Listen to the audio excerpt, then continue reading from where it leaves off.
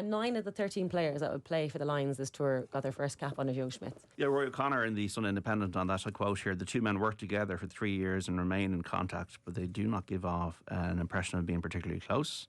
When Farrell took over from Schmidt, he deliberately set about decompressing the Ireland squad environment and won rave reviews from the players. That must have stung Schmidt. It's very rare that you have a really good ending, isn't it? Like when Joe Schmidt came into Ireland, he was like the next big thing, and he was amazing, and we won Grand Slams, we won Six Nations, we were going to World Cups, and we were contenders. And then obviously we had that absolute stinker, and he left, and suddenly all the positivity we heard about Joe Schmidt turned into negative.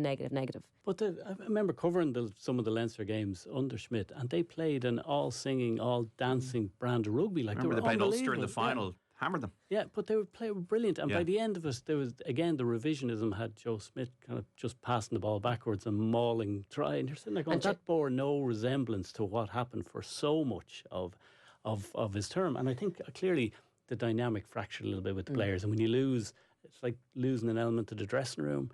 But the pile-on and how he was regarded, like, I'm with you, Jack.